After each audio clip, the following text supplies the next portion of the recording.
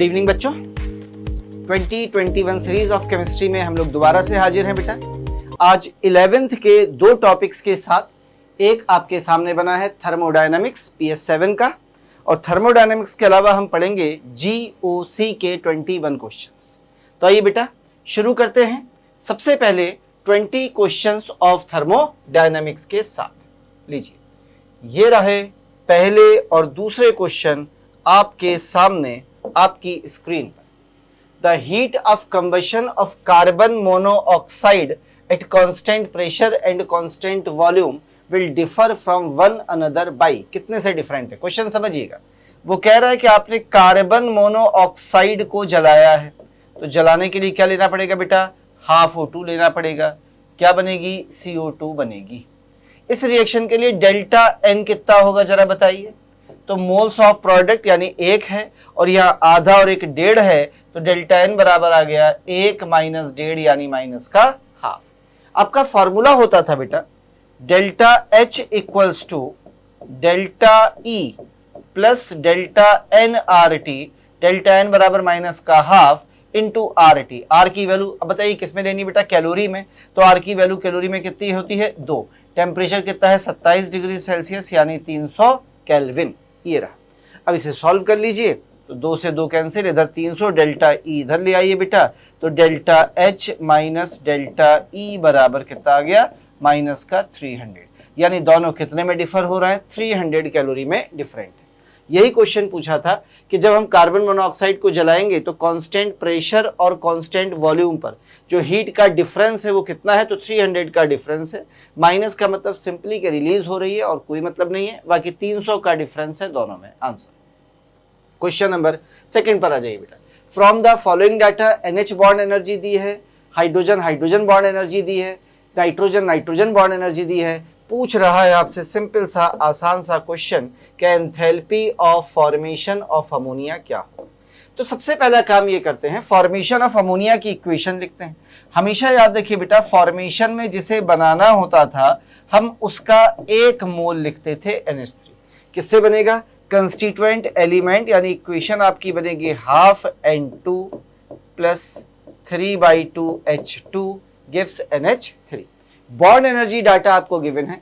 इसके लिए जो हीट ऑफ रिएक्शन यानी एंथैल्पी ऑफ फॉर्मेशन होगा वो बराबर होगा, याद करिए, bond energies of reactant minus bond energies of product. हम लोगों ने बेटा एक ट्रिक सीखी थी, याद होगा, मैंने आपसे बताया था कि RBC इन हीमोग्लोबिन, याद है ना। R का मतलब रिवर्स करते हैं, प्रोडक्ट से रिएक्टेंट की जगह रिएक्टेंट से प्रोडक्ट घटाते हैं, किसमें, B से बॉन्ड एनर्जी में, C से कंबशन में, और H से जब एंथैल्पी ऑफ हाइड्रेशन निकालते हैं हाइड्रेशन में, इसमें हमेशा क्या किया जाता है, रिवर्स किया जाता है। तो यार रिएक्टेंट से प्रोडक्ट घटा रहे हैं क्योंकि क्या देख रहे हैं, बॉन्ड एनर्जी।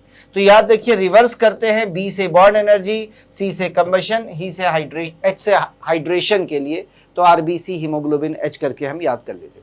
अब बताइए रिएक्टेंट में किसकी बॉन्ड एनर्जी देखेंगे, नाइट्रोजन नाइट्रोजन की, तो हाफ इंटू नाइट्रोजन की बॉन्ड एनर्जी देखिए बेटा कितनी दी गई है आपको, 945। ठीक, इतना ही लिख लीजिए, काफी होगा क्योंकि आंसर्स का डिफरेंस बहुत ज्यादा है।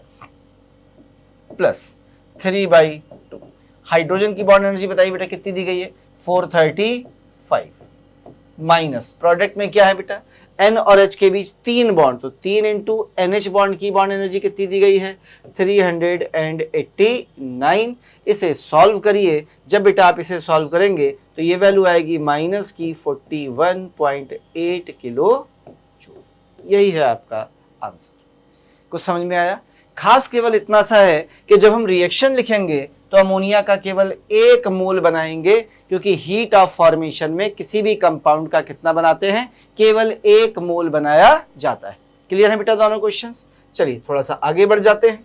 क्वेश्चन नंबर 3 और क्वेश्चन नंबर 4 ये रहे आपकी स्क्रीन पर, आ जाइए।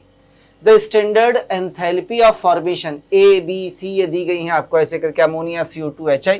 आपको पता होगा बेटा कि जो स्टेबिलिटी ऑफ कंपाउंड होती है, किसकी बात कर रहा हूं मैं, स्टेबिलिटी ऑफ कंपाउंड। जो स्टेबिलिटी ऑफ कंपाउंड होती है वो डायरेक्टली प्रोपोर्शनल होती है negative value of heat of formation, यानी जिसकी एंथैल्पी ऑफ फॉर्मेशन जितनी ज्यादा निगेटिव उसकी स्टेबिलिटी उतनी ज्यादा। चलिए देखना शुरू करते हैं। तो सबसे ज्यादा नेगेटिव वैल्यू कौन सी है, ये वाली है। कौन से नंबर पे, दूसरे नंबर पे, यानी CO2।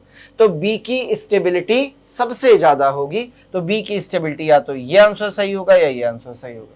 अब बी के बाद देख ले भाई, डी दोनों में कॉमन है, सी ऐसे करके देख ले। लास्ट में देख ले सबसे कम स्टेबल कौन होगा, यहाँ सी है यहाँ ए है, तो सबसे कम स्टेबल वो होगा जिसकी सबसे ज्यादा पॉजिटिव होगी। देख ये पॉजिटिव है, ये किस नंबर पे है, 1 2 3, यानी ये कौन हो गया, सी। तो सी की पॉजिटिव है, सी की स्टेबिलिटी सबसे कम, तो बी की सबसे ज्यादा, सी की सबसे कम, क्योंकि बी की सबसे ज्यादा नेगेटिव है और सी की पॉजिटिव वैल्यू। क्लियर, आगे आ जाइए।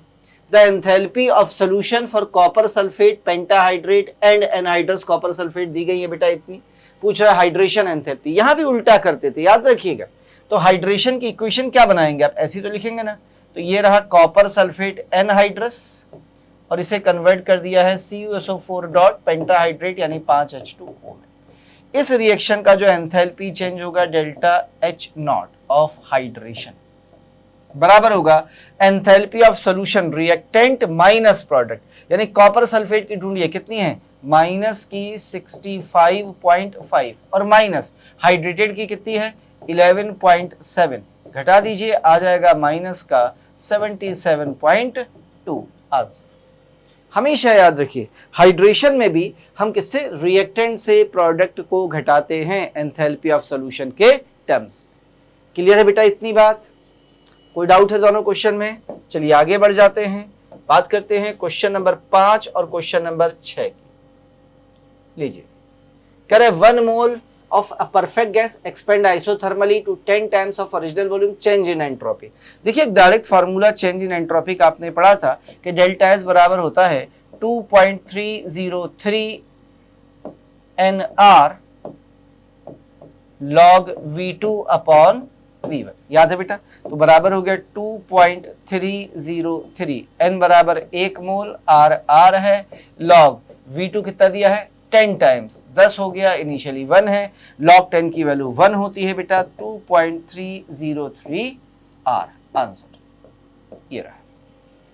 सीधा फार्मूला लगाया 2.303 NR log V2 upon V1। V2 कितना है 10, V1 1 है बेटा, सॉल्व कर दिया, ये आंसर आ गया।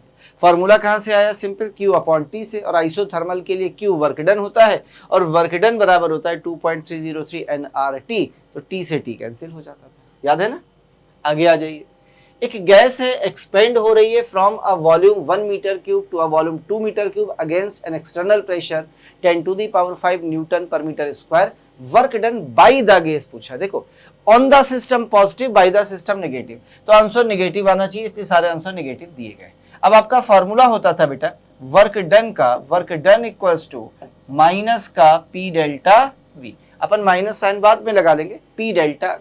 प्रेशर बताइए कितना है, प्रेशर बेटा आपको दिया है 10 to the power 5 newton per metre square into delta V कितना हो गया 2 से 1, भाई फाइनल 2 इनिशियल 1, तो कितना डिफरेंस है 2 - 1 1 मीटर क्यूब। सॉल्व कर लीजिए कितना आ गया 10, इतना ही रहा, मीटर से न्यूटन मीटर, और यही बराबर किसके हो जाएगा बेटा जूल के, तो आंसर आ गया 10 to the power 5 joule. Kilo joule में आंसर है तो 10 to the power kilo joule में बदल दीजिए, कितना हो गया बेटा किलो जूल में 10 to the power 2 kilo joule. Sign कैसा होगा माइनस, माइनस क्यों होगा क्योंकि work done by the system है, तो आंसर हो गया 10 to the power 2 minus sign के साथ। केवल P डेल्टा V लगाया, P आपको पता है, डेल्टा V आपको पता है बेटा, मैंने सॉल्व कर लिया, आंसर जूल में आया, किलो जूल में कन्वर्ट करने के लिए 10 टू दी पावर 3 से डिवाइड कर दिया। ये था क्वेश्चन नंबर 6। आइए आगे बढ़ जाते हैं थोड़ा सा, अब बात कर लेते हैं क्वेश्चन नंबर 7 और क्वेश्चन नंबर 8 की। ये रहे आपकी स्क्रीन पर आपके सामने। पहला क्वेश्चन, रिएक्शन दे रहे हैं, 2 Cl हैं बेटा, आपस में जुड़ रहे हैं, Cl2 बना रहे हैं, तो यहाँ एटम्स ज्यादा हैं, यहाँ मॉलिक्यूल बन गया है, इसका मतलब डिसऑर्डर कम हो गया होगा, तो एंट्रोपी कम हो गई होगी, तो डेल्टा S लेस देन 0 होगा। अब बताइए क्या इनमें बॉन्ड बन रहा है, yes sir. Bond formation exothermic होता है, बॉन्ड ब्रेकिंग एंडोथर्मिक होती है। यदि एक्सोथर्मिक प्रोसेस है तो डेल्टा HV कैसा होगा लेस देन 0, यानी दोनों वैल्यूज कैसी होनी चाहिए नेगेटिव होनी चाहिए, delta H B, delta S B, क्योंकि एंट्रोपी घट रही है बेटा, इधर नंबर ऑफ पार्टिकल ज्यादा है, इधर नंबर ऑफ पार्टिकल कम है, तो एंट्रोपी कम हो रही है। और क्योंकि बॉन्ड फॉर्मेशन है वो एक्सोथर्मिक होता है, तो ओवरऑल एनर्जी रिलीज होगी, यानी दोनों ही आपके कैसे हो जाएंगे, नेगेटिव। लीजिए क्वेश्चन नंबर 8 पे आइए। रिएक्शन दी है, डेल्टा यू दिया है, डेल्टा एस दिया है, डेल्टा जी पूछा है। तो आपका जो फॉर्मूला है डेल्टा जी का, व्हाट इज डेल्टा जी? तो डेल्टा जी बराबर होता है delta H minus T delta S. तो हमें डेल्टा एच चाहिए बेटा, तो डेल्टा एच यहां से निकाल लेंगे। कैसे? फॉर्मूला होता है डेल्टा एच बराबर delta U plus delta N R T. इस फॉर्मूले को लगाइए। डेल्टा यू कितना दिया है बताइए? It is 2.1 kilo calorie plus delta N बताइए, यहाँ गैस है ये लिक्विड है, तो 2 माइनस 0 यानी 2 हो गया। किलो कैलोरी है तो आर की value 2 into 10 to the power minus 3 हो गई। टेम्परेचर बेटा कितना दिया है? 300 केल्विन, तो 300 हो गया। सॉल्व कर लीजिए इसे। 2 0 या 1 बचा, 3 दूनी 6 दूनी 12 यानी 1.2, तो ये आ गया 2.1 प्लस 1.2 बराबर 3.3 किलो कैलोरी। लीजिए इसको यहाँ रख दीजिए। तो डेल्टा जी बराबर डेल्टा एच कितना आया बेटा? 3.3 माइनस टेम्परेचर बताइए कितना है? 300 केल्विन इंटू डेल्टा एस दिया है आपको, क्या दिया है डेल्टा एस? 20 कैलोरी, तो 20 कैलोरी दिया है बेटा। इसे किलो कैलोरी में बदलेंगे तो -3, क्योंकि किलो कैलोरी में। इसे सॉल्व कर लीजिए। 1 0 2 0 3 0, क्लियर है? ये खत्म हो गया। 3 2 6, तो ये आ गया 3.3 माइनस 6, ये बराबर आ गया माइनस का 2.7 किलो कैलोरी। है कोई आंसर? ये रहा, माइनस का 2.7 किलो कैलोरी। क्या किया फिर समझिए। पहले मैंने डेल्टा एच निकाल लिया बेटा, डेल्टा यू या delta E plus delta N R T से, और फिर delta G equals to delta H minus T delta S में वैल्यू रख दी। सारा डाटा हमें दिया गया था। एक आसान सा सवाल था। क्वेश्चन नंबर 9, क्वेश्चन नंबर 10 आपकी स्क्रीन पर ये रहा आपके सामने। The correct thermodynamical condition for spontaneous reaction at all temperature. देखिए रिलेशन होता है delta G equals to delta H minus T delta S. यदि आप प्रोसेस स्पॉन्टेनियस चाहते हैं तो ये नेगेटिव होना चाहिए। डेल्टा जी नेगेटिव होगा, प्रोसेस हमेशा स्पॉन्टेनियस होगी बेटा। अब यदि इसे नेगेटिव चाहते हो तो डेल्टा एच कैसा होना चाहिए? माइनस, और ये माइनस रहना चाहिए। इसका मतलब डेल्टा एच कैसा होना चाहिए? प्लस। तो अब समझना, ये माइनस और ये प्लस है डेल्टा एस, तो ये पूरी वैल्यू माइनस हो गई। तो ये माइनस और माइनस और ज्यादा माइनस, जब ज्यादा माइनस तो डेल्टा जी हमेशा नेगेटिव, तो प्रोसेस हमेशा स्पॉन्टेनियस। यानी जब डेल्टा एच नेगेटिव होगा, डेल्टा एस पॉजिटिव होगा, तो प्रोसेस हमेशा स्पॉन्टेनियस होगी। तो ढूंढिए delta H less than 0, delta S greater than 0। Answer हो गया है पहला। सेम क्वेश्चन देखिए यहाँ पे, एक एंडोथर्मिक प्रोसेस है, स्पॉन्टेनियस पूछ रहा है, तो डेल्टा जी बराबर होता है delta H minus T delta S. पहली कंडीशन ये है कि डेल्टा जी हमेशा लेस देन 0 होना चाहिए। यदि डेल्टा जी नेगेटिव है तो प्रोसेस हमेशा स्पॉन्टेनियस होगी, तो आंसर हो गया है चौथा। लेकिन सपोज करिए यदि ये ऑप्शन में ना दिया होता तो ऐसी सिचुएशन में आंसर ये भी सही होता। क्यों? समझिए, एंडोथर्मिक है यानी ये वैल्यू तो पॉजिटिव दी गई। अब यदि आप चाहते हैं ये वैल्यू नेगेटिव बनी रहे तो डेल्टा एस को कैसा होना चाहिए? पॉजिटिव। अब डेल्टा एस पॉजिटिव हो, टेम्परेचर हाई हो, एंडोथर्मिक है तो जाहिर है टेम्परेचर देना ही पड़ रहा होगा। तो टेम्परेचर हाई हो, डेल्टा एस पॉजिटिव हो, तो टी डेल्टा एस की वैल्यू डेल्टा एस से ज्यादा हो जाएगी, डेल्टा जी नेगेटिव हो जाएगा। पर यदि हाँ ऑप्शन में ये दिया गया है डेल्टा जी लेस देन 0, तो आप हमेशा इसी को देखेंगे, ऊपर वाले को नहीं। आंसर ऊपर वाला लगा रहने दीजिए, पर आप इसे देखेंगे, ऊपर वाले को नहीं देखेंगे। तो डेल्टा जी कैसा होना चाहिए? लेस देन 0 होना चाहिए। हाँ, ये ऑप्शन में सपोज करिए ना दिया होता तो हम ऊपर वाला टिक करते कि डेल्टा एस पॉजिटिव होना चाहिए। क्लियर है बेटा क्वेश्चन? आइए थोड़ा सा आगे बढ़ जाते हैं। क्वेश्चन नंबर 11, क्वेश्चन नंबर 12 ये रहे आपकी screen. The heat of combustion of carbon and carbon monoxide दी गई है बेटा। हीट ऑफ फॉर्मेशन पूछ रहा है कार्बन मोनोऑक्साइड की। तो जब भी फॉर्मेशन बनाना होता है तो 1 मोल लिखते हैं, लिख दीजिए। किससे बन रहा है बेटा? कार्बन प्लस हाफ O2 से। इसके लिए डेल्टा एच नॉट पूछा है फॉर्मेशन। ये बताइए क्या आपको इसकी कंबशन दी है? Yes sir. क्या इसकी कंबशन दी है? Yes sir. जब कंबशन दी हो तो रिएक्टेंट से प्रोडक्ट घटाते हैं, यानी heat of combustion of carbon minus heat of combustion of CO। Carbon की हीट ऑफ कंबशन बताइए कितनी दी है? माइनस की 393.5, और CO की heat of combustion the minus minus minus plus की 283.5, सॉल्व करिए, माइनस का 110 किलो जूल आंसर। भाई दोनों की कंबशन दी है ना, इसकी भी कंबशन दी है और इसकी भी कंबशन दी है, तो कंबशन के केस में हम क्या करते थे, रिएक्टेंट टू प्रोडक्ट माइनस करते थे। द हीट ऑफ न्यूट्रलाइजेशन, ये तो आसान सा क्वेश्चन, हमें पता है बेटा एसिडिक स्ट्रेंथ डायरेक्टली प्रोपोर्शनल होती है एंथैल्पी ऑफ न्यूट्रलाइजेशन। साइन नहीं देखा जाता, वैल्यू देखी जाती है केवल। जिसकी हीट ऑफ न्यूट्रलाइजेशन ज्यादा वो स्ट्रॉन्ग। अब जरा अरेंज करिए, सबसे ज्यादा पहले की है और सबसे कम दूसरे की है। देखिए तो सबसे ज्यादा एसिडिक हो गया P और सबसे कम होगा Q, तो सबसे ज्यादा P और सबसे कम Q, तो सबसे कम Q केवल चौथे में है, चौथा आंसर। Q की सबसे कम, देखो ये सबसे ज्यादा है और ये सबसे कम, तो ऑर्डर क्या हो गया, पहले नंबर पर ये आ गया, दूसरे नंबर पर S आ गया, तीसरे नंबर पर R आ गया, चौथे नंबर पर Q आ गया। ये आपका ऑर्डर हो गया। क्लियर? आगे बढ़ जाते हैं थोड़ा सा। क्वेश्चन नंबर 13, क्वेश्चन नंबर 14 ये रहा आपकी स्क्रीन पर। करा amount of energy released NaOH को HCl से न्यूट्रलाइज। हीट ऑफ न्यूट्रलाइजेशन हम कैसे दिखाते थे, देखिए ये एक एसिड है, ये एक बेस है और इसे हम न्यूट्रल सोल्यूशन में कन्वर्ट करते थे, साल्ट NaCl प्लस H2।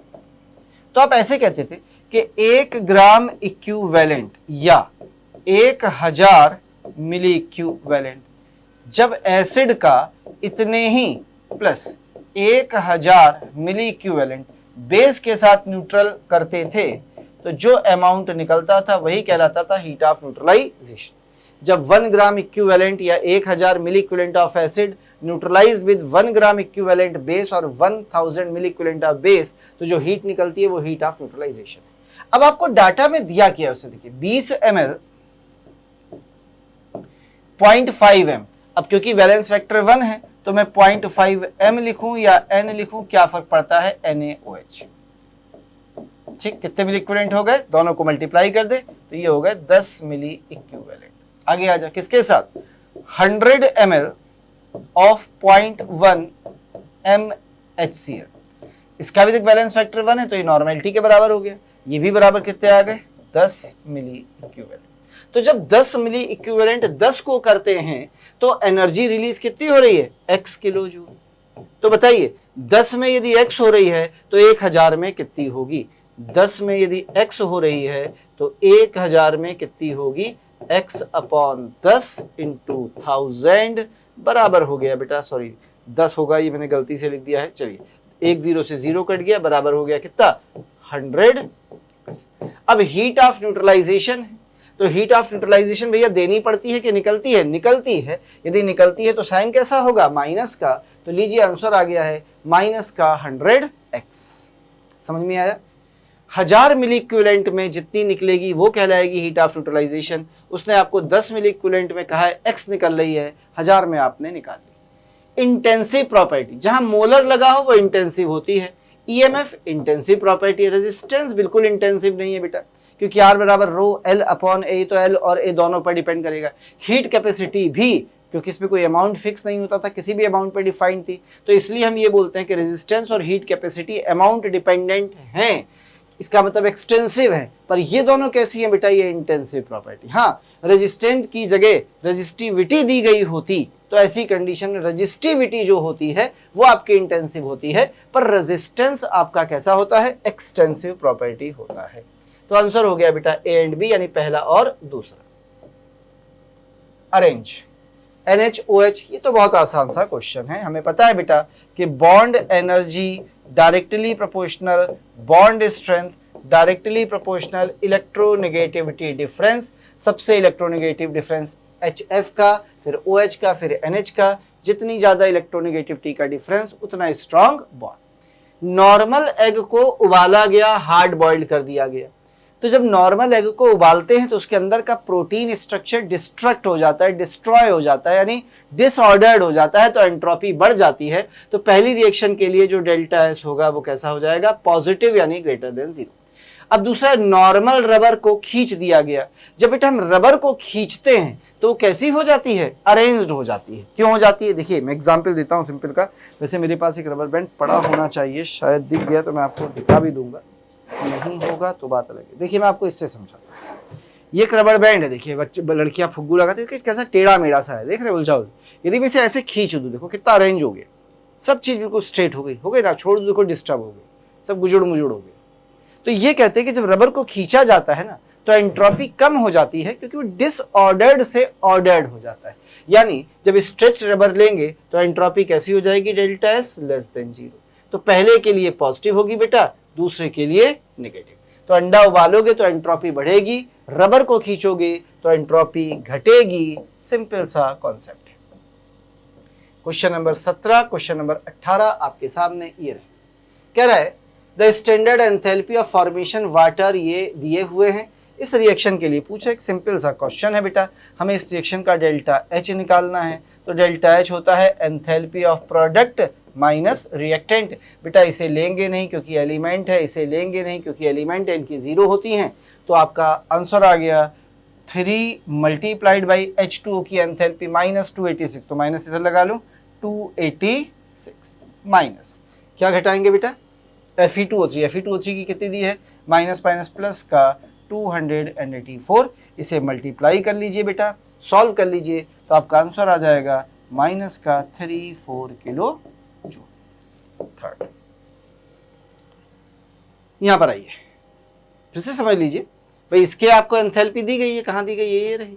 इसकी भी आपको एंथैल्पी दी गई है, स्टैंडर्ड एंथैल्पी ऑफ फॉर्मेशन की एंथैल्पी होती है 84। प्रोडक्ट से रिएक्टेंट घटा दिया, बस। आ जाइए, आयोनाइजेशन एनर्जी HCN की इतनी है, एसिटिक एसिड की इतनी है। तो बताओ किसे आयोनाइज करना ज़्यादा मुश्किल है? HCN को। इसका मतलब जो HCN है वो कैसा एसिड है? वीक। यदि वीक एसिड है तो लेस Ka होगा, और जब P लगाते हैं तो पलट जाता है, यानी मोर pKa होगा। तो एसिटिक एसिड से pKa ज़्यादा होना चाहिए HCN का, तो pKa of HCN more than. लेकिन यदि pK की बेटे K दिया होता तो K की वैल्यू उल्टी होती। K किसका ज्यादा होता? एसिटिक एसिड का ज्यादा होता, HCN का कम होता। ये वीक है तभी तो इसको तोड़ने में ज्यादा एनर्जी दे रहे हो, इसमें कम दे रहे हो बेटा। जो वीक है उसका Ka कम, pKa ज्यादा। क्वेश्चन नंबर 19, क्वेश्चन नंबर 20 ये रहे आपके सामने, आपके स्क्रीन पर। देखिए बेटा, प्रोडक्ट में आके जुड़ रही है, यानी रिएक्टेंट से निकल रही है, तो आपकी प्रोसेस कैसी हो गई? एक्सोथर्मिक हो गई। और एक्सोथर्मिक प्रोसेस है तो डेल्टा एच बराबर कैसा हो गया? नेगेटिव हो गया, पहली बात। और एंट्रोपी कह रहा है कैसी है? पॉजिटिव है, यानी ग्रेटर देन 0 हो गई। तो प्रोसेस हर टेम्परेचर पर स्पॉन्टेनियस होगी, क्योंकि डेल्टा G बराबर delta H minus T delta S से।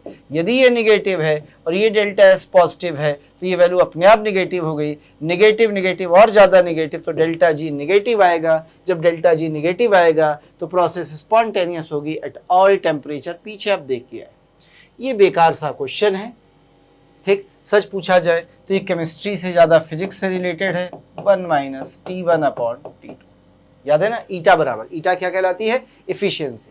तो यहाँ से एक काम करते, उसने T1 और T2 में रिलेशन पूछा, T1 T2 को इधर ले आइए, तो T1 अपॉन T2 बराबर 1 माइनस ईटा हो जाएगा। और ईटा कितना दिया है? 10%, यानी ईटा की वैल्यू 0.1 हो गई। 10% को ईटा में बदला, परसेंटेज थोड़ी है। तो 10% का मतलब 100 में 10, तो 1 में 10 अपॉन 100, 0.1 हो गया। बराबर आ गया सॉल्व करने पर 0.9, यानी T1 बराबर हो गया 0.9 ऑफ T2। परसेंटेज में बदलने के लिए 100 से मल्टीप्लाई करेंगे तो कितना परसेंट? 90% of T2। तो T1 इज 90% ऑफ T2। जो T1 है वो कितना परसेंट है? 90% है T2 के। सीधा फार्मूला, फिजिक्स का क्वेश्चन लग रहा है, केमिस्ट्री का कम, पर हाँ क्योंकि केमिस्ट्री में दिया जाता है तो बिल्कुल पूछ सकते हैं। ये थे 20 क्वेश्चंस थर्मो के। आइए आगे बढ़ते हैं और बात करते हैं GOC, जिसे आप रिएक्शन मैकेनिज्म के नाम से भी जानते हैं। इसके 2 क्वेश्चंस आपके सामने ये रहे। Maleic acid and fumaric acid, सबको पता है ज्योमेट्रिकल आइसोमर होते हैं। What is maleic acid? पहले मैलेइक की बात करें, सिस फॉर्म में लिखा होता है H एक अनसैचुरेटेड डाई कार्बोक्सिलिक एसिड है, ये है मैलेइक एसिड, गर्म कर लो अपना एनहाइड्राइड बनाता है, कौन सी फॉर्म है बेटा, सिस फॉर्म। फ्यूमेरिक एसिड इसी की ट्रांसफॉर्म को कहा जाता है, यानी यदि मैं दोनों H अपोजिट कर दूं और दोनों COOH अपोजिट कर दूं तो इसे कहते हैं फ्यूमेरिक एसिड। कौन सी फॉर्म है ये, ट्रांसफॉर्म इज फ्यूमेरिक एसिड। तो इतना सा काम करना है बस, इसे गर्म करोगे तो देखो ये तुरंत वाटर निकाल के एनहाइड्राइड बनाएगा, इसे गर्म करोगे ये एनहाइड्राइड नहीं बनाएगा। कुछ समझ में आया बेटा? तो ये एक दूसरे के कैसे आइसोमर कहलाते हैं, ज्योमेट्रिकल आइसोमर कहलाते हैं। The order of basic strength, जरा देखिए लिखा क्या है, RCO-। इनके एसिड बनाता हूं मैं आपके लिए, क्या बनाता हूं बेटा, एसिड। तो एसिडिटी का ऑर्डर देखना क्या आएगा, RCOOH सबसे ज्यादा, उसके बाद बेटा फिनॉल, इसका फिनॉल के बाद बेटा अमोनिया, और अमोनिया के बाद एल्केन होते हैं। सही है? तो जब इनके बेस बनाओगे तो ऑर्डर कैसा हो जाएगा, रिवर्स, यानी सबसे ज्यादा एल्केन वाला ये है, सबसे पहले नंबर पर आ गया ये, दूसरे नंबर पर अमोनिया वाला, तीसरे नंबर पर फिनॉल वाला, और चौथे नंबर पर ये, यानी सबसे ज्यादा होगा सेकंड, फिर थर्ड, ये रहा ऑप्शन। क्या समझ में आया बेटा? देखो जितना ये ज्यादा एसिडिक, याद रखिएगा जितना ज्यादा एसिडिक इसका कॉन्जुगेट बेस उतना वीक। तो सबसे ज्यादा एसिडिक कौन है, RCOH, तो इसका कॉन्जुगेट बेस यहां लगा है बेटा, तो इसका कॉन्जुगेट बेस सबसे वीक, तो सबसे लास्ट में आएगा पहला, और सबसे ज्यादा होगा ये वाला। ठीक है, समझ में आ गया है? क्वेश्चन नंबर 3, क्वेश्चन नंबर 4 आपके सामने आपके स्क्रीन पर कह रहे हैं CH3 को बेंजीन पर जोड़ दीजिए, लीजिए जोड़ दिया। तो इसका जो डायरेक्टिव ऑर्थो पैरा इफेक्ट है वो किसके कारण से है, सिंपल हाइपर कॉन्जुगेशन से। ऐसी तो होता है, लीजिए 3 हाइपर कॉन्जुगेटेड स्ट्रक्चर बनते हैं, तो आंसर होता है hyper conjugation. Plus M effect जो है मिथाइल ग्रुप का बेटा, वो किससे आता है, हाइपर कॉन्जुगेशन से आता है। ये कंपाउंड दिए हैं, कह रहे किसमें टॉटोमेरिज्म होगी। टॉटोमेरिज्म की कंडीशन तो याद है ना आपको, फंक्शनल ग्रुप जैसे आपके पास C डबल बॉन्ड O ये है, इस तरीके का कोई ग्रुप होना चाहिए। ठीक है, इस फंक्शनल ग्रुप से कम एक कार्बन और उससे हाइड्रोजन्स जुड़े होने चाहिए, ऐसी पढ़ा था आपने। तो बताइए क्या ये फंक्शनल ग्रुप है, ये अल्फा है, यानी यहाँ से टॉटोमेरिज्म पॉसिबल होगी, यस सर ये करेगा। इसमें भी यहाँ से पॉसिबल होगी, यस सर ये करेगा। इसमें ना यहाँ से पॉसिबल ना यहाँ से, पर ये देखिए यहाँ से ये सिस्टम कॉन्जुगेशन में ऐसे करके देखिए, यानी यहाँ से पॉसिबल हो जाएगी। तो सभी में पॉसिबल है बेटा, 1 2 3, यही तरीका था आपका, ऐसे ही पहचानते थे आप टॉटोमेरिज्म को। मैं फिर से आपको कॉन्सेप्ट याद दिला देता हूँ एक बार, ताकि कंफ्यूजन ना रहे आपको क्वेश्चन में। देखिए कॉन्सेप्ट ये था टॉटोमेरिज्म के, आपके पास ऐसा ग्रुप होना चाहिए जिसमें एलिमेंट से मल्टीपल बॉन्ड से कोई मोर इलेक्ट्रोनेगेटिव एटम जुड़ा हो, पहली शर्त। और इसी एलिमेंट से कार्बन या दूसरा एलिमेंट भी यहाँ हो सकता है, ये होना चाहिए। और ये सारे के सारे बॉन्ड कैसे होने चाहिए, सिंगल, सारे बॉन्ड सिग्मा होने चाहिए। कम से कम एक हाइड्रोजन होनी चाहिए, इसे आप अल्फा हाइड्रोजन कहते हैं। ये कंडीशन होती थी। इसके अलावा मैंने कहा था कि इस फंक्शनल ग्रुप को हम कभी कभी ऐसे भी ले लेते थे कि मान लीजिए ये फंक्शनल ग्रुप ऐसा है, देखिए ठीक ऐसे, तो ये पूरा का पूरा system, conjugation system functional group में आता था उस वाले। ठीक, अब यहाँ पे इसको हम अल्फा मान लेंगे, तो इसके पास होना चाहिए यही वाला सिस्टम उसमें था जो मैंने आपको एग्जाम्पल दिखाया था। एक नजर डाल लीजिए आप इन पे, मैं हटाने जा रहा हूं। ये वाला एग्जाम्पल देखिए, ये यही एग्जाम्पल था, यहां से आपने देखे थे अल्फा हाइड्रोजन। ठीक है, आगे बढ़ते हैं। क्वेश्चन नंबर 5, क्वेश्चन नंबर 6 आपके सामने ये रहे आपकी स्क्रीन पर। Which of the following will form 2 isomer with hydroxylamine. ये बनाएगा, क्यों बनाएगा, ध्यान से समझिएगा भाई। बेंजल्डिहाइड का मतलब है एक तरफ C6H5 एक तरफ H, C डबल बॉन्ड।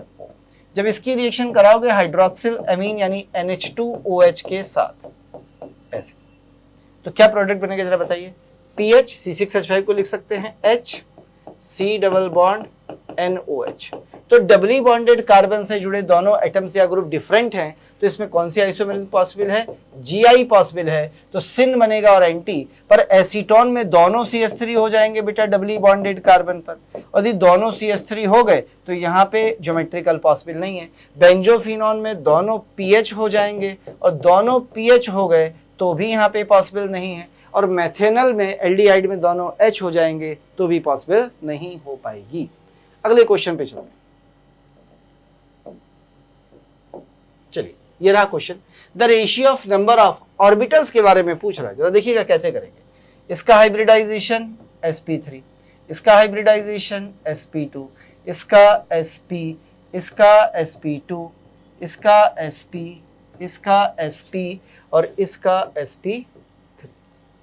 सही है।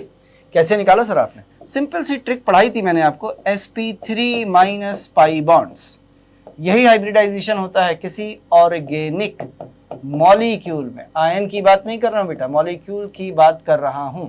याद रखिएगा, ये सबसे सिंपल सी ट्रिक होती है 2k वाली, के सिंग वाली ट्रिक है, sp3 माइनस पाई बॉन्ड।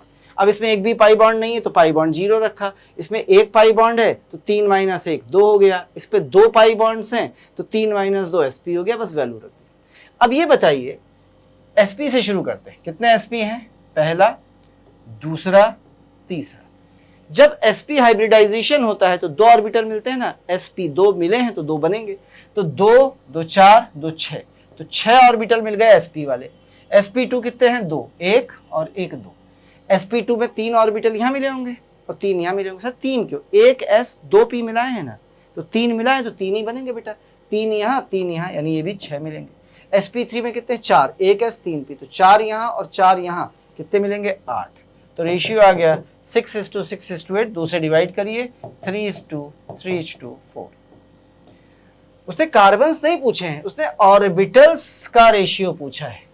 और जब sp हाइब्रिडाइजेशन होता है तो एक s ऑर्बिटल एक p ऑर्बिटल मिलके 2 sp ऑर्बिटल देते हैं। sp2 में एक s 2 p मिलके 3 sp2 देते हैं। sp3 में एक s 3 p मिलके 4 sp3 देते हैं। तो sp में 2 बनते हैं, sp2 में 3 बनते हैं, sp3 में 4। उसी से मैंने देख के बना दिया। आगे बढ़ते हैं बेटा। क्वेश्चन नंबर 7, क्वेश्चन नंबर 8 ये रहा आपकी स्क्रीन पर आपके सामने। चलिए पहले 8वां करते हैं क्योंकि इसको तो समझाना पड़ेगा। स्टेबिलिटी देखनी है बेटा कार्बोकेटाइंस की। ये रेजोनेंस स्टेबलाइज है, यहाँ कोई रेजोनेंस नहीं, ये एरोमेटिक रेजोनेंस स्टेबलाइज है। पहले नंबर पर बेंजाइल हो गया, दूसरे पर एलाइल हो गया, तीसरे पर प्रोपाइल हो गया। तो सबसे ज्यादा हो गया थर्ड देन फर्स्ट, सबसे ज्यादा third then first then second. ये रहा आंसर। चलिए अब इस मॉलिक्यूल में वो आपसे क्वेश्चन पूछ रहा है RS पहचानने के। ठीक, मैं इसको फिर से बना रहा हूँ, थोड़ा सा और ऊपर कर लूँ जरा। चलिए मैं इसको फिर से बना रहा हूँ। ये बना है COOH, COH, इधर Br है बेटा, इधर H है, इधर Cn है, इधर H है। तो ये लोवेस्ट प्रायोरिटी ग्रुप जो हाइड्रोजन है ये कहाँ पर है? हॉरिजॉन्टल पोजीशन में। तो जैसा रोटेशन आएगा हम उसका रिवर्स आंसर लेंगे, याद रखिएगा, जैसा रोटेशन उसका रिवर्स आंसर। तो बताइए ये कार्बन काइरल है पहला और ये है दूसरा। ठीक, देखा जाए भाई तो नंबरिंग कर दें, 1 2 3 और 4, ऐसे नंबर्स किए जाते थे ना, नंबरिंग ऐसे हो गई कंपाउंड पे। अब आगे देखा जाए भाई। चल सबसे पहले दूसरे पर देख रहा हूँ। पहली प्रायोरिटी आ गई Br की क्योंकि इसका एटॉमिक नंबर सबसे ज्यादा। दूसरे नंबर पर इधर भी कार्बन, इधर भी कार्बन, कैंसिल हो गया। इधर कार्बन से OH जुड़ा है, इधर कार्बन से O, इधर भी O, तो दोनों बराबर हो गए।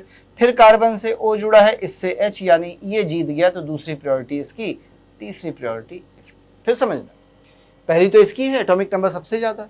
यहाँ कार्बन कैंसिल हो गया, यानी कार्बन से कार्बन खत्म हो गया, छोड़ देते। नेक्स्ट आ जा, यहाँ भी ऑक्सीजन, यहाँ भी ऑक्सीजन, ये भी खत्म हो गया। अब यहाँ ऑक्सीजन है पर यहाँ हाइड्रोजन है, इधर कार्बन है, तो कौन जीता? ऑक्सीजन जीता। तो इसको दूसरा, इसको तीसरा। अब घुमा दो 1 2 3, 1 2 3, कैसा घूम रहा है? LHS। यदि LHS घूमता है और हॉरिजॉन्टल में होता है तो आंसर होता है R। तो सेकंड के रेस्पेक्ट में कैसा हो गया? R। तो याद रखिए सेकंड के रेस्पेक्ट में कैसा हो गया? R। अब मैं इसे नीचे वाले के अरे यार ये तो चला गया, कोई बात नहीं। अब मैं इसे नीचे वाले के रेस्पेक्ट में देखना चाहता हूँ, ऊपर समझा देता हूँ। नीचे वाले के रेस्पेक्ट में ध्यान से देखना, इस वाले कार्बन से एक H जुड़ा है, एक Cn जुड़ा है, ऊपर कार्बन नीचे OH, तो पहली प्रायोरिटी OH की। इधर आ जा बेटा, यहाँ कार्बन है, बना देता हूँ। इस कार्बन से ये कार्बन कैंसिल, कार्बन से Br, कार्बन से नाइट्रोजन, Br की प्रायोरिटी ज्यादा, तो इसको दूसरा नंबर और इसे तीसरा नंबर।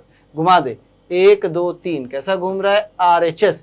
RHS घूम रहा है तो आंसर हो जाएगा S, यानी 2 पर R हुआ, 3 पर S हुआ। फिर समझना एक बार, पहली प्रायोरिटी OH की, क्योंकि O जुड़ा है। फिर से बना देता हूँ नीचे, क्योंकि आपको शायद ज़्यादा अच्छा विजुलाइज ऐसे होता है, Br H CN H OH। ठीक है, अब सोच के देख, इस कार्बन के 4 बॉन्ड्स में, इस कार्बन को देख रहा हूं मैं कायरल, इसके 4 बॉन्ड्स में एक O जुड़ा है, एक C जुड़ा है, एक C जुड़ा है, एक H जुड़ा है, तो पहली प्रायोरिटी O की। अब यहाँ भी C, यहाँ भी C, तो C से C कैंसिल, यहाँ C से N और यहाँ C से Br, तो Br का एटॉमिक नंबर ज़्यादा, इसलिए इसकी प्रायोरिटी दूसरी, इसकी तीसरी। घुमाया 1 2 3, कैसा घूम रहा है? RHS। यदि RHS घूम रहा है तो आंसर के लिए पलट दो, S हो जाएगा आंसर। उम्मीद है समझ में आ गया होगा। क्लियर है इतना बेटा? आगे बढ़ते हैं क्वेश्चन नंबर 9, क्वेश्चन नंबर 10। कह रहा फंक्शनल ग्रुप एनिसॉल में कौन सा है? एनिसॉल क्या होता है बेटा? इट इज OCS3, इसे कहते हैं एनिसॉल। C2H5 लग जाए फेनिटॉल। ठीक, तो कौन सा फंक्शनल ग्रुप है? ईथर, ROR, ये फंक्शनल ग्रुप है ईथर। मिनिमम -I इफेक्ट तो पहचान लोगे, ऑर्डर याद होगा। सबसे ज्यादा NR3 का है यहाँ, फिर NO2 का है, फिर COH का है, सबसे कम F का। तो ऑर्डर में ये सबसे पहले होगा, फिर NO2 होगा, फिर COH होगा, फिर ये होगा। ट्रिक आपके पास लिखी हुई है, आप देख सकते हैं। याद रखिए, अच्छा क्वेश्चन है। कई बार ऐसे क्वेश्चन आपके एग्जामिनेशंस में पूछे जाते हैं, JEE मेंस और नीट में, तो इसको याद रखिए, अच्छा क्वेश्चन। बताइए, इसका फंक्शनल ग्रुप है एल्डिहाइड और अल्कोहल, इसका है तो ऑब्वियस है फंक्शनल ग्रुप आइसोमर हो गए, छोड़ दीजिए। फ्री रेडिकल कौन सा सबसे ज्यादा स्टेबल है? ये है, क्योंकि इसमें क्या पॉसिबल है बेटा? रेजोनेंस पॉसिबल है इसमें विद एरोमेटिसिटी, एरोमेटिक भी है। ठीक है, तो सबसे ज्यादा स्टेबल पहला है। आगे बढ़ जाते हैं, आसान सा सवाल था। ये रहा question number 13 and 14। Conversion of chlorobenzene, what is chlorobenzene? C6H5Cl, इसको फिनॉल में बदला गया, C6H5OH। तो Cl को हटाया, OH को लगाया, Cl पर माइनस रहा, ये भी माइनस ही आया होगा। तो कौन सा सब्सटीट्यूशन है? Nucleophilic substitution. एक तो सब्सटीट्यूशन, वो भी nucleophilic. IUPAC name of the incorrect compound ये दिया है बेटा, कर इसका सही नाम क्या होगा? तो सबसे पहले ब्यूटीन बना लीजिए। कितने कार्बन हैं? 4, 1 2 3 4, 2 नंबर पे ब्यूटीन। अब देखिए, नंबरिंग कहीं से भी कर लो, 1 2 3 4, ये नंबरिंग पहले की। तो 4 नंबर पे अमीनो यानी NH2 लगाया, 3 नंबर पे हाइड्रोक्सी यानी OH लगाया। क्या इतनी बात बेटा आपको समझ में आ गई है? तो ये आपका कंपाउंड हो गया। अब कह रहा है कि इसका सही नाम क्या होगा, तो आप इसमें एक पेरेंट चेन सेलेक्ट कर लीजिए, ये हो गई। फिर से नंबरिंग कर लीजिए, तो नंबरिंग हो गई 1 2 3 4। तो नाम हो गया बेटा, प्रिंसिपल फंक्शन ग्रुप कौन है? OH, तो नाम हो गया ब्यूट 2इन 2ऑल, और ये है अमीनो 4 नंबर पे, तो नहीं सॉरी, अमीनो 1 नंबर पे, तो नाम हो गया, ये नंबरिंग है ना, 1 अमीनो ब्यूट 2इन 2ऑल, 1 अमीनो ब्यूट 2इन 2ऑल। ठीक, ये करेक्ट नेम है।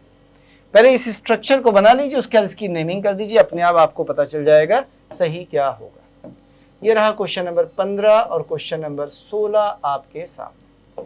Plus E effect observe, addition of H plus on alkene. देखिए एल्कीन क्या है, ये बेटा एल्कीन है, इस पे इलेक्ट्रोफाइल ऐड हो रहा है। क्या तरीका था पहचानने का कि प्लस है या माइनस ई? जिस कार्बन पे इलेक्ट्रॉन जाएं, यदि वहीं इलेक्ट्रोफाइल आए तो प्लस ई, दूसरे पर जाए तो माइनस। यानी मैंने ऐसे ट्रांसफर दिखाया तो इलेक्ट्रोफाइल यहीं तो अटैक करेगा और क्या बनेगा? कार्बोकैटायन। इसका मतलब कौन सा इफेक्ट? प्लस। मैंने एक ट्रिक सिखाई थी कि प्रोडक्ट का इंटरमीडिएट बनाइए, यदि वो कैटायन बने प्लस वाला तो प्लस ही, एनायन बने तो माइनस ही। जैसे दूसरा देखो, कार्बोनिल ग्रुप ये है बेटा, इसमें HCN का अटैक कराएंगे तो न्यूक्लियोफिलिक एडिशन होगा पहले, तो इसको ऐसे तोड़ा, यहाँ माइनस यहाँ प्लस, तो जहां पे इलेक्ट्रॉन गए ये उस पर ना जाके दूसरे पर गया, तो इसे कहते हैं माइनस ई इफेक्ट। आगे आइए, स्ट्रॉन्गेस्ट CH बॉन्ड। एक तरीका था बेटा, bond strength directly proportional to the percentage S character. Ethane में हाइब्रिडाइजेशन बताइए, ये एथेन हो गया, ये एथीन ले दिए, एथीन यानी CH2 डबल बॉन्ड, ये एथीन हो गया। एथाइन में आइए, CH ट्रिपल बॉन्ड, ये एथाइन हो गया। तो इसे तोड़ना है, इसे तोड़ना है, इसे तोड़ना है, ऐसे तो करते थे।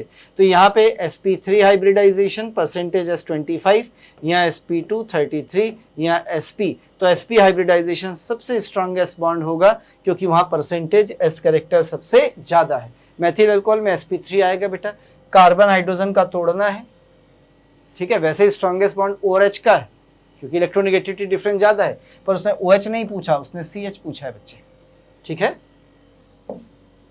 आगे बढ़ते हैं, क्वेश्चन नंबर 17-18 ये रहे आपकी स्क्रीन पर। Which of the following is most reactive towards nucleophilic addition. Carbonyl compound पे जो न्यूक्लियोफिलिक एडिशन का रेट यानी रिएक्टिविटी होती है वो डायरेक्टली प्रोपोर्शनल होती है -m और -i, इनवर्सली होती है +m एंड +i। तो बताइए इफेक्ट, यहाँ तो कोई इफेक्ट नहीं है, ये कीटोन है और aldehyde are more reactive than ketones. याद रखिए ये +m है, ये -m है, तो जहां -m उसकी रिएक्टिविटी ज्यादा, और aldehydes are more reactive than ketones towards nucleophilic addition. Aldehyde ज्यादा रिएक्टिव होते हैं। तो ऑर्डर यदि देखा जाए तो ये तो सबसे लास्ट में आएगा बेटा, सबसे ज्यादा रिएक्टिव ये, फिर ये और सबसे आखिर में second. The decreasing order of acidity, है तो ऐसे ही बता दोगे बेटा। यहाँ तो लग जाएगा ऑर्थो इफेक्ट, तो मोस्ट एसिडिक तो हो गया पहला वाला, यानी कौन सा P, सबसे ज्यादा P दोनों में है भाई। अब आगे आ जाते हैं, यहाँ पे इफेक्ट लगेगा -i केवल, क्योंकि यहाँ पे -m काम नहीं करेगा, मेटा पोजीशन। यहाँ -i -m दोनों काम करेंगे, तो ये ज्यादा एसिडिक होगा, तो दूसरे नंबर पर होना चाहिए R, तो दूसरे नंबर पर R हो गया, फिर Q देन S, क्योंकि यहाँ -i है, यहाँ कोई इफेक्ट नहीं है। एसिडिक स्ट्रेंथ हमेशा -m -i के डायरेक्टली प्रोपोर्शनल, +m +i के इनवर्सली प्रोपोर्शनल, और बेंजोइक एसिड में ऑर्थो इफेक्ट लगता है। ऑर्थो ग्रुप जब भी आता है, मैंने आपको बताया था कि यदि ऑर्थो पोजीशन पर कोई ग्रुप लगा है तो इंक्रीज द एसिडिटी भयंकरली, ये कंपाउंड के एसिडिटी को भयंकरली यानी बहुत ज़्यादा बढ़ा देता है। आगे आ जाते हैं बेटा, ये रहा क्वेश्चन नंबर 19। क्वेश्चन नंबर 20, कुछ नाम लिखे हैं, कहते हैं indicate the wrongly named compound. इसमें किसका नाम गलत लिखा है, इसमें किसका नाम गलत लिखा है वो आपसे क्वेश्चन में ये पूछ रहा है। तो जरा देखे जाएं भाई, सारे कंपाउंड सामने आ जाएं, पहले से शुरू करते हैं। बताइए क्या ये आपकी पेरेंट चेन हो गई? यस सर, 1 2 3 4 5, तो नाम हो गया 4 मिथाइल पेंटेनल, बिल्कुल सही नाम है, इसमें कहीं कोई समस्या नहीं। क्वेश्चन नंबर 2 पे आ जाए, ये रही आपकी parent chain 1 2 3 4 5, 4 methyl pent two yne oic acid, sorry pent two yne oic acid, तो 4 मिथाइल 2 पेंटाइन ओइक एसिड, ये नाम बिल्कुल सही है। यहाँ पर आ जाइए बेटा, ये रही आपकी चेन 1 2 3 4 5, 2 मिथाइल पेंटेनोइक एसिड, ये नाम भी बिल्कुल सही है। सबसे लास्ट में आइए, पेरेंट चेन का सिलेक्शन करेंगे भाई, ये कीटोन है, ये रही आपकी चेन 1 2 3 4 5 6, तो नाम हो गया हेक्स, बिल्कुल ठीक है। 3 इन, ये भी ठीक है, पर 5 ऑन नहीं बेटा, ये 2 ऑन होना चाहिए, तो ये नाम गलत है क्योंकि नंबरिंग इधर से होगी। क्लियर है? चलिए आगे बढ़ जाते हैं। लास्ट वाला आपका जो नाम था वो गलत था। चलिए थोड़ा आगे बढ़ जाते हैं। कंसीडर द फॉलोइंग स्टेटमेंट, थोड़ा सा छोटा कर देता हूं इसे ताकि सारे आ जाए। करे कंसीडर द फॉलोइंग स्टेटमेंट्स, करे इनमें कौन से सही है। चलिए चेक करा देते हैं इसको भी। पहला, मोर स्टेबल, बिल्कुल ठीक है बेटा, क्योंकि यहाँ पे पड़ोस में लोन पेयर है, ये इसको रेजोनेंस करके स्टेबिलिटी बढ़ाएगा तो ज़्यादा स्टेबल। दूसरा, सेकेंडरी हमेशा प्राइमरी से ज़्यादा स्टेबल, ये भी सही है। ये भी ठीक है बेटा, क्योंकि इसमें रेजोनेंस स्टेबलाइजेशन हो जाएगा, इसमें नहीं होगा, ये भी ठीक है।